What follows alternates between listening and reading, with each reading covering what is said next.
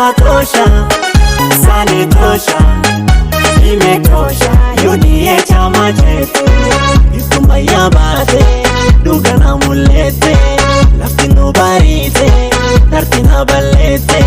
Wanu dursa imbene, amkana ubene, dirfunduga kuloti dadu pambana.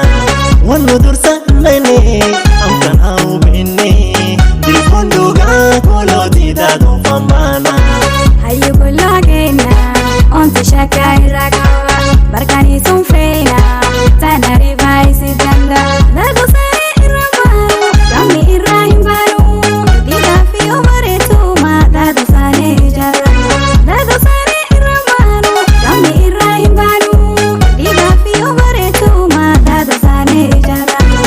Ufifu, dagafu, ufifu, dagafu. Apatado tosha, sani tosha, wametosha. Ruto raisi wetu. Apatado tosha, sani tosha, imetosha. UDA chama chetu, hawamkia ebi safi, kalole tena fata marafi. Matadedai gumigayo, apatado kulli itumatoma, kulli chorma woya adi, dikafkuta kulli wolungidesa. Wanatana, tuungane, tunasema dadosane. Tumechoka kunyanyasa viongozi wasio na faida. Tumechoka kunyanyasa viongozi wasio na faida. Apatado tosha, sani tosha, imetosha. UDA chama chetu, Ifumba ya bate, dugana mulete, laftinu barite, dartina balete. Wanu dursa imbene, amkana ubene, dirfunduga kuloti dadu pambana. Wanu dursa imbene, amkana ubene, dirfunduga kuloti dadu pambana. Hayu kulogena, onti shaka iragawa, barkani sunfena, tana rivai danda. Lago sare irabaro, kami irahim baru, diga fiyo baretuma, lago sare jara. Lago sare irabaro, kami irahim baru, diga fiyo baretuma, lago sare jara. Ufifu, dagafu, ufifu, dagafu. Apatado tosha, sani tosha, wametosha. Ruto raisi wetu. Apatado tosha, sani tosha, imetosha. UDA chama chetu, hawamkia ebi safi, kalole tena fata marafi. Matadedai gumigayo, apatado kulli itumatoma, kulli chorma woya adi, dikafkuta kulli wolungidesa. Wanatana, tuungane, tunasema dadosane. Tumechoka kunyanyasa viongozi wasio na faida. Tumechoka kunyanyasa viongozi wasio na faida. Ufifu, dagafu, ufifu, dagafu. Apatado tosha, sani tosha, wametosha. Ruto raisi wetu. Apatado tosha, sani tosha, imetosha. UDA chama chetu, hayu kulogena, onti shaka iragaba, barkani sunfena, tana rivai danda. Dadosane irambano, yami irahimbano, dida fiyo baretuma, dadosane jarena. Dadosane irambano, yami irahimbano, dida fiyo baretuma, dadosane jarena. Wanatana, tuungane, tunasema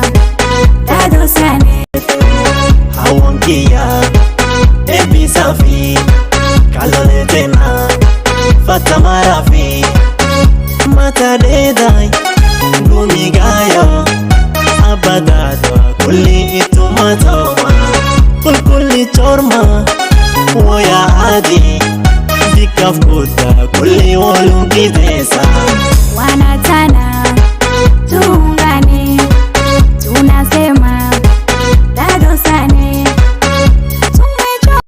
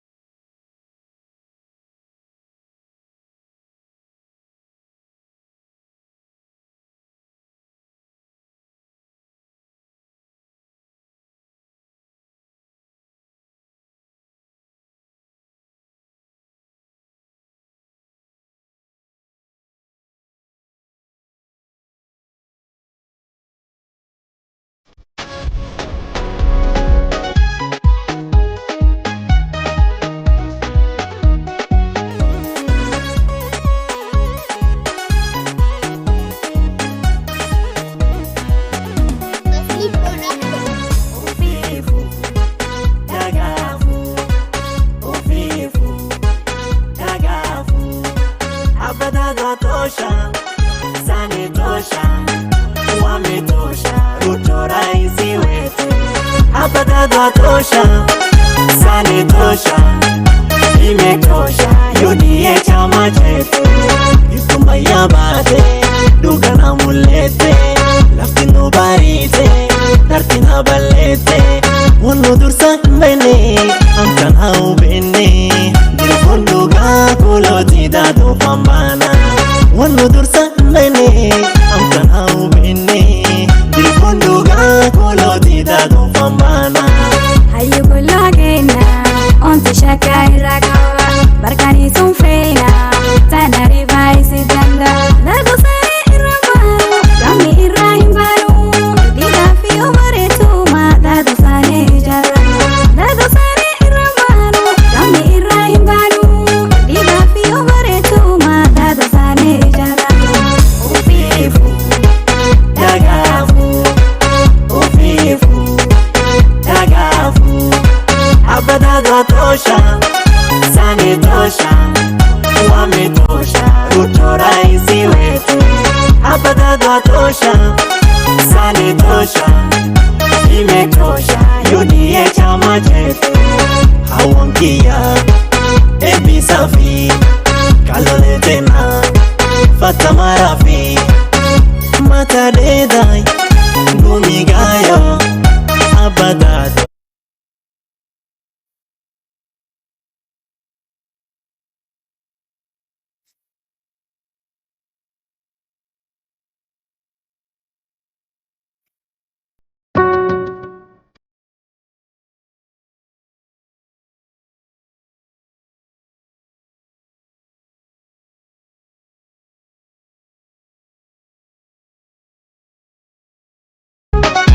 Unyanyasa, viongozi.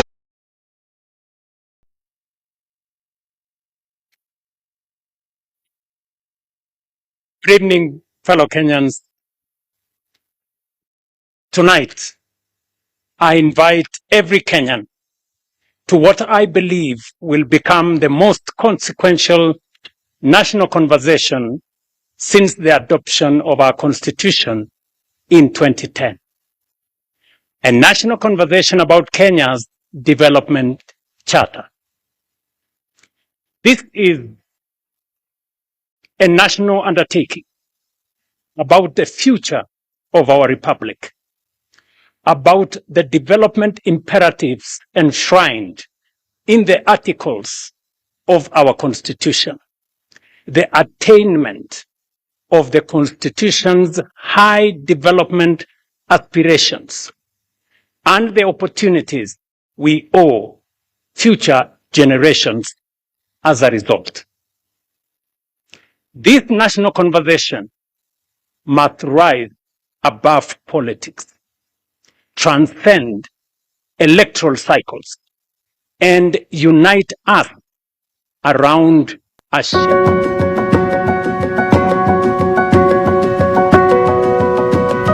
2030 shaped our national development priorities, informed public policy, catalyzed investments, and most importantly, inspired the promulgation of our new constitution. As Vision 2030 approaches its horizon, our responsibility is not simply to replace it with another government document or plan. Our responsibility is far greater under the 2010 Constitution. That is, to craft a new national development charter that gives effect to the development imperatives enshrined in the Constitution and to decide together what kind of Kenya we want to build over the next generation and beyond. That conversation belongs to each one of us and to all of us. But before we decide where we should go next, we must first reflect honestly on the journey we have traveled. Since our independence more than 6 decades ago, the world has witnessed 3 great waves of industrialization and economic transformation, and Kenya has stood at the threshold of each one of them. Each wave lifted hundreds of millions of people out of poverty, transformed low-income economies into high-income nations, and created new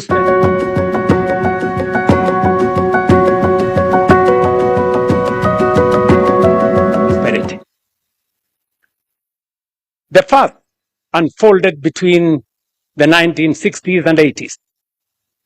It involved the East Asian tigers, including South Korea, Singapore, Taiwan, and Hong Kong, which transformed themselves into prosperous, high-income, industrialized economies. The second was in the late 1970s. China, together with Malaysia, Thailand, Indonesia, and Mauritius, embarked on bold economic reforms that lifted hundreds of millions of their citizens out of poverty and transformed their economies into globally competitive manufacturing and investment hubs. The third wave began in the early 90s. Vietnam, India, Bangladesh, and Cape Verde embraced reforms, expanded exports, attracted investments, and fundamentally changed the trajectory of their economies within one generation.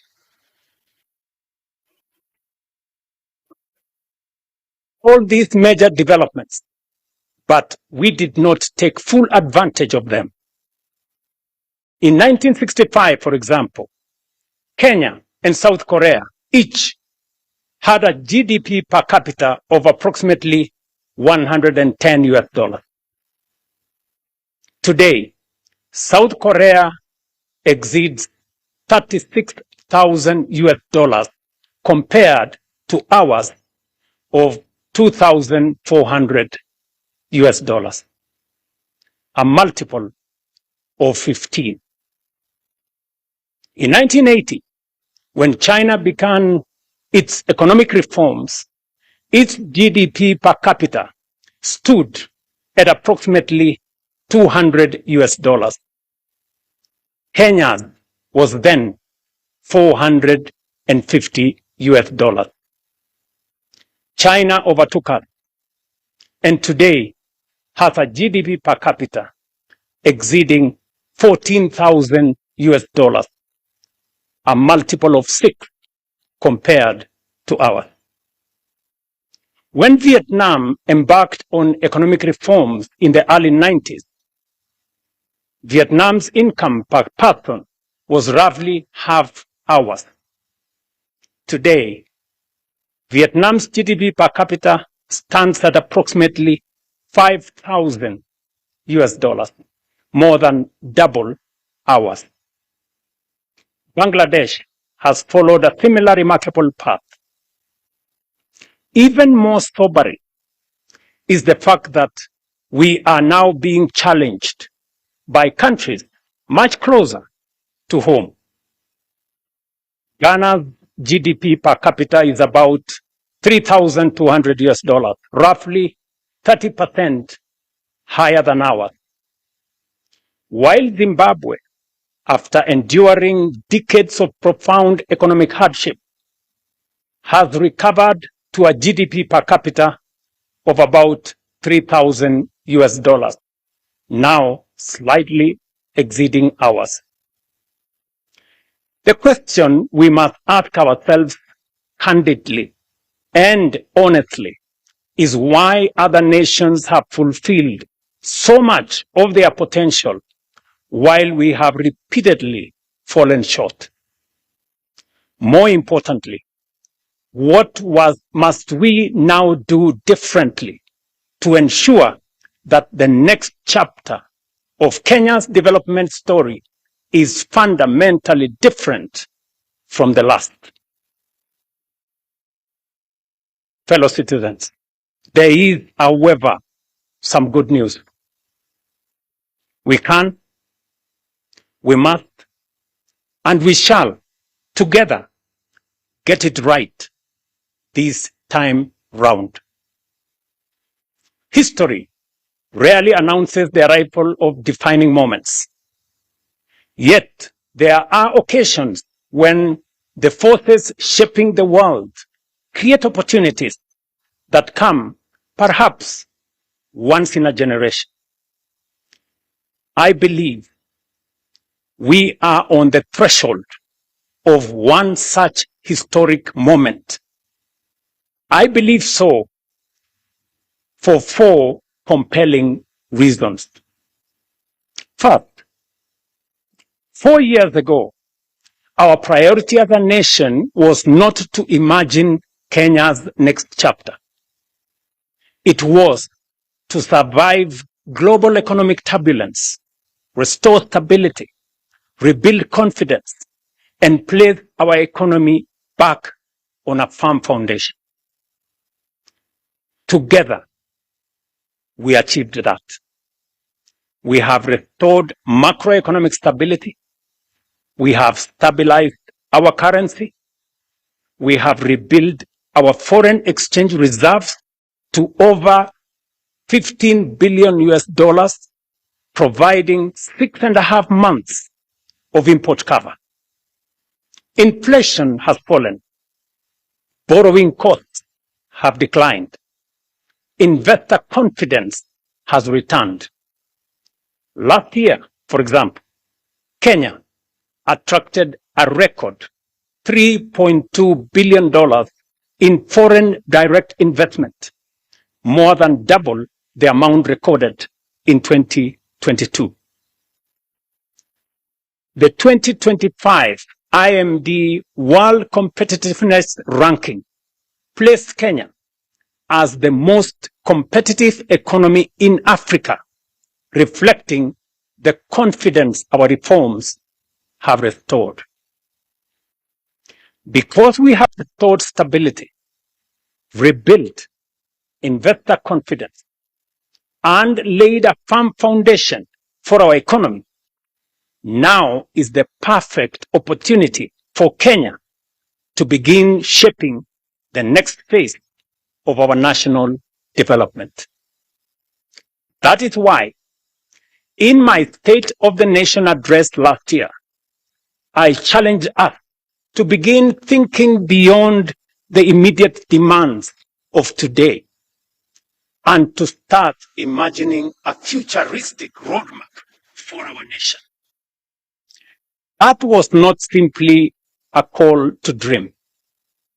It was a call to prepare and an invitation to begin building the institutions that will support Kenya's long-term transformation. That journey has already begun.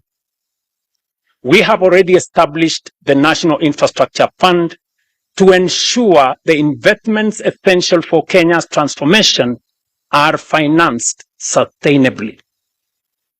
It is also why we have established the Sovereign Wealth Fund to preserve and invest the wealth of our nation so that today's prosperity becomes tomorrow's opportunity, shared fairly between present and future generations. Together, these institutions represent more than new opportunities. They embody a philosophy of nation building that lasting prosperity is built through institutions that outlive governments, inspire long-term investment, safeguard intergenerational wealth, and provide confidence in our economy. The second reason why I believe this is our moment is because our current roadmap is approaching its destination. Vision 2030 has brought us this far, but it is approaching its horizon. It has served Kenya well. It transformed the way we think about national development, provided a common direction, inspired investment, guided policy in the public space, and demonstrated the power of long-term planning. But honesty also requires us to acknowledge that some of its ambitions remain unattained. In several respects, we are still falling short of even the very standards we set out for ourselves. Vision 2030 set a target of Kenya becoming an upper middle income country by 2030. So far, we are off target. This is not a criticism of Vision 2030, nor is it a reason for disappointment. Rather, it is an opportunity to proudly learn from our successes, reflect with honesty on where we have fallen short, and define together Kenya's next long-term vision. The third reason why this is our moment is that the next great wave of economic transformation will, I believe, be African. The world is entering what may become the greatest wave of global economic transformation in the past 6 decades. And for the first time in modern history, its center of gravity is steadily shifting towards Africa. Our continent is the home to the world's youngest and fastest growing population, vast reserves of strategic minerals, immense renewable energy potential, abundant arable land, and rapidly expanding consumer markets. 9 of the world's fastest growing economies are in Africa. And by 2050, 1 in every 4 people on earth will be African. Increasingly, global investors, manufacturers, innovators, and policymakers are looking to Africa not merely as a continent of future promise, but as the next frontier of global growth and prosperity. While we may not take full advantage of the previous 3 great waves of global transformation, we have a historic moment and a once-in-a-lifetime opportunity, not just to be part of, but to lead the next transformation. We have positioned Kenya as one of the nations that will define Africa's economic rise. Fourth, and perhaps most profoundly, this conversation is potent because the time has come to fulfill not only the political and governance promise of our Constitution, but also its equally compelling promise of development, national transformation, and shared prosperity. Fellow citizens, the Constitution envisages both a democratic and a wealthy and prosperous nation. Democracy allows us to organize power, protect liberties, and govern ourselves. Through our democratic institutions, our laws and policy reforms, we have steadily transformed that constitutional principle into a proudly democratic national culture. The next chapter of our national transformation journey is to operationalize the Constitution's development charter. The Constitution establishes our national development mandate. It requires us to build a wealthy, economically developed, and prosperous nation and defines what government must ultimately achieve. A nation that is just, inclusive, and sustainable. A nation where every Kenyan, regardless of circumstance or place of birth, has a genuine opportunity to thrive. Taken together, the provisions of our Constitution reveal something profound. They affirm that the purpose of state power is not simply to administer the affairs of state, but to expand opportunity, promote human dignity, create wealth, and improve the lives of citizens. Development, therefore, is not simply a policy preference of those who govern. It is a constitutional imperative for the governed. While the Constitution's preamble commits us to build a nation founded on human rights, equality, freedom, democracy, social justice, and the rule of law, Article 10 of our Constitution speaks to patriotism, integrity, accountability, and sustainable development as among our highest national values.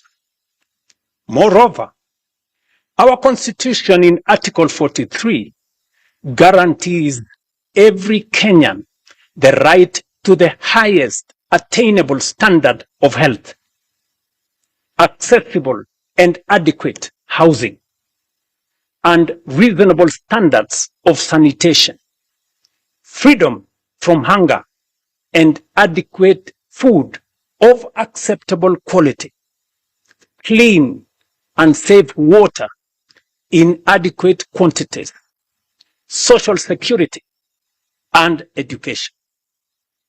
Together, we must ask ourselves what these constitutional guarantees should mean in practice. What should an education system worthy of our constitutional promise look like? What should define accessible and adequate housing for every Kenyan? What kind of health system is required to secure the highest attainable standard of health as is provided for in the Constitution? How do we ensure that no Kenyan experiences the indignity of hunger and that every family has access to adequate food of acceptable quality? How do we guarantee universal access to clean and safe water, meaningful social protection, and the opportunity for every citizen to live a life of dignity?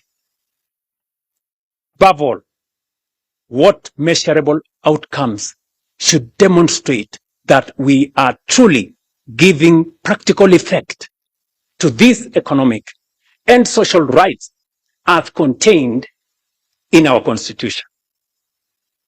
Equally, we have not defined with sufficient clarity what patriotism, equality, social justice, and sustainable development should demand of us as government, as institutions, leaders, or citizens. Yet, these constitutional aspirations cannot fulfill themselves. We must, as a nation, collectively define the standards by which they should be measured and establish a common national development charter for their realization. Until we do so, our development and progress will remain subject to the ebb and flow of political expediency, changing priorities, competing interpretations, and fluid guesswork. a national development charter for the attainment of these noble constitutional imperatives cannot be designed by politicians alone, nor by any single institution, profession, or interest group. It must be shaped by the people of Kenya themselves through an open, inclusive, and honest national conversation. For the Constitution belongs to the people, and so too must the vision that gives it practical expression. They demand the wisdom of our farmers and workers, the ingenuity of our entrepreneurs and innovators, the experience of our professionals and scholars, the moral leadership of our faith communities, the energy of our young people, and the participation of every patriotic citizen who believes in Kenya's future. Such a development charter will succeed when anchored on strong institutions, institutions that enable rather than obstruct, that solve problems rather than multiply, that encourage enterprise rather than frustrate, and that make it easier for people to work, invest, innovate, build, and create wealth. Great nations, fellow citizens, are never built by chance.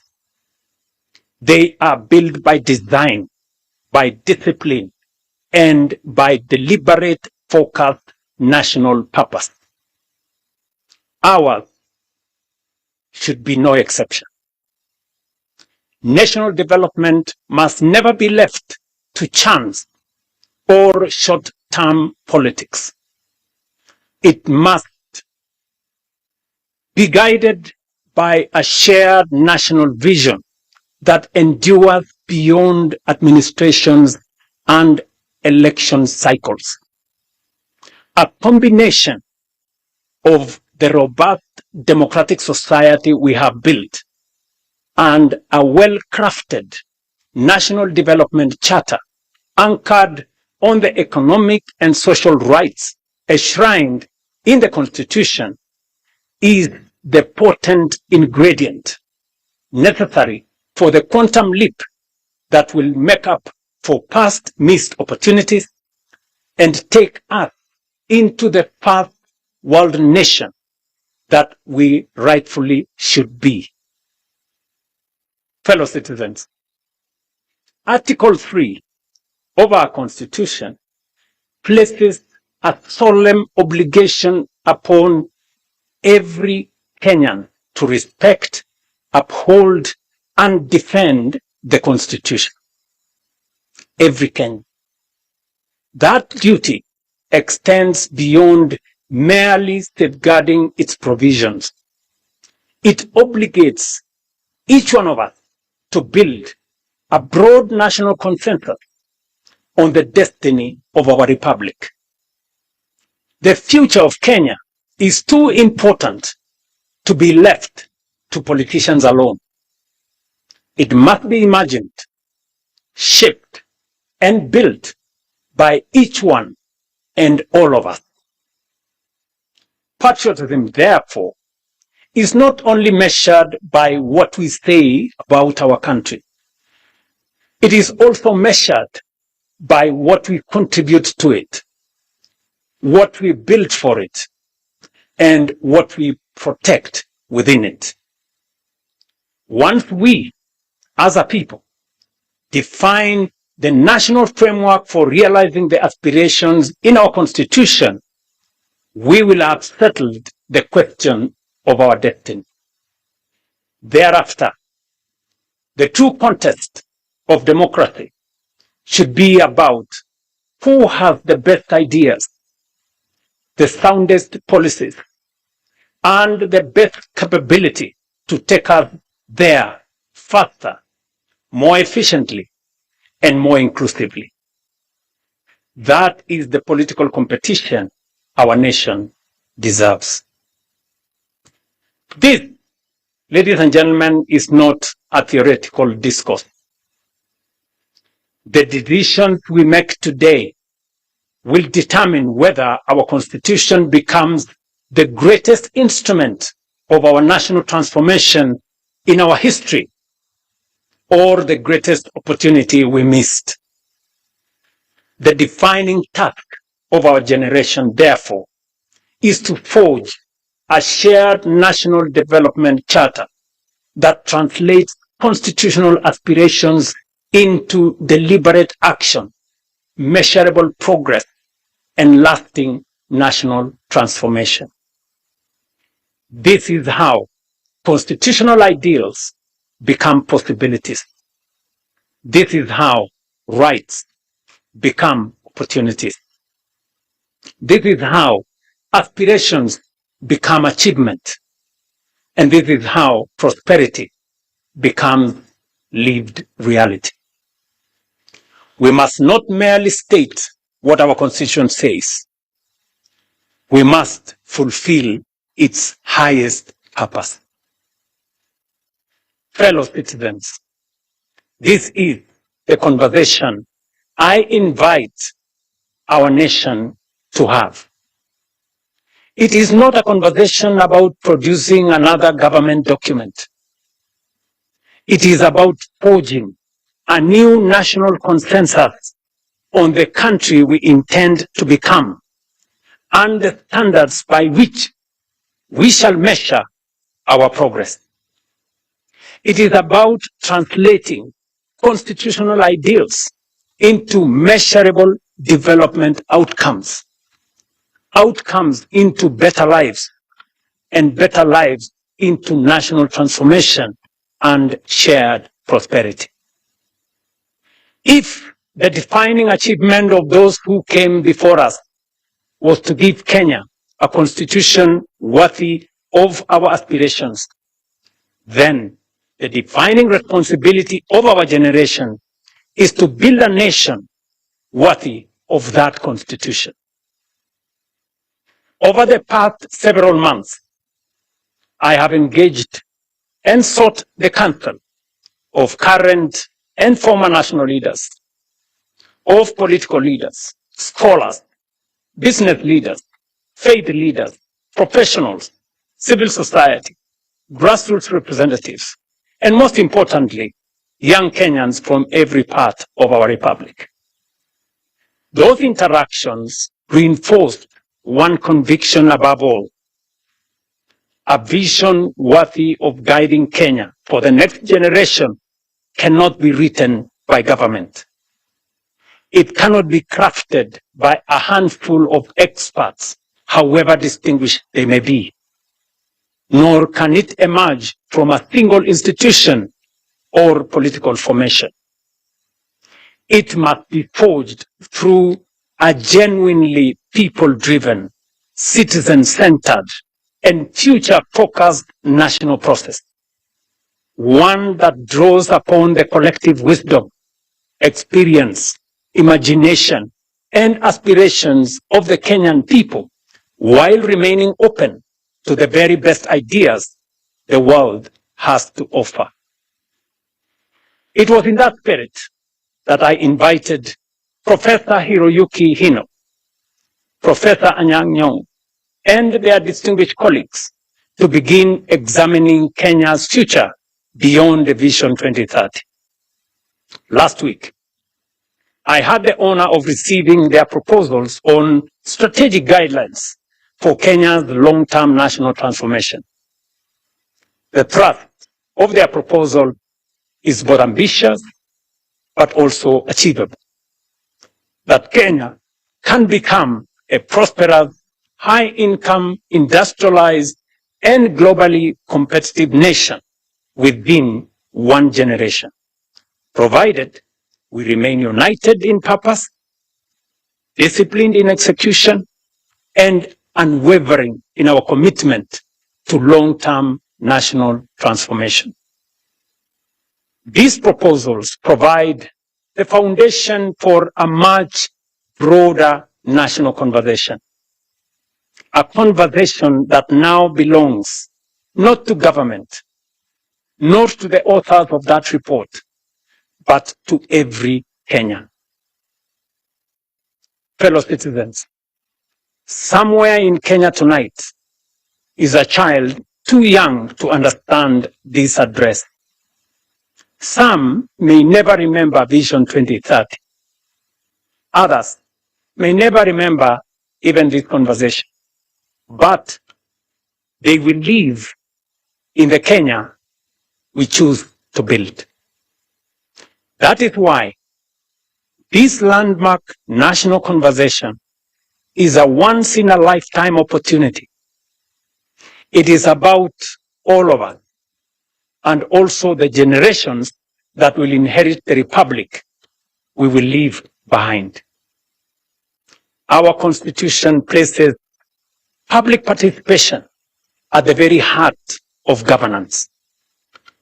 It is therefore not merely my desire, but my constitutional duty to ensure that the national vision, which succeeds Vision 2030, is shaped through an inclusive, transparent, people-driven, and genuinely national process.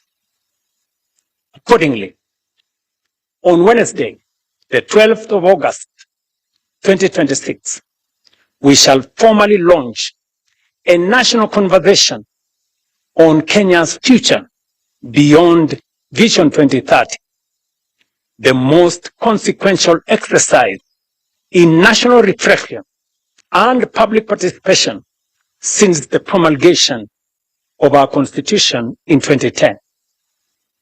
We shall bring together every institution of our republic, every county and every generation, leaders from political parties, the private sector, workers' organizations, faith communities, universities, professional associations, innovators, civil society, our creative industry, and above all, our young people will be at the center. In 2010, we gave ourselves a constitution worthy of our dreams. The task of our generation is to build a nation worthy of that constitution. We have secured the foundations of our democracy. Let us now secure the foundations of our prosperity.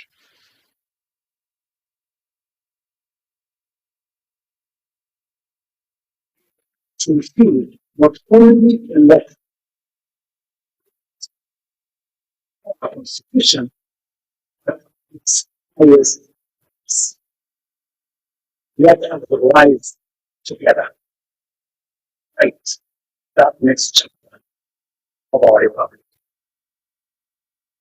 God bless you all. God bless Kenya. And I thank you.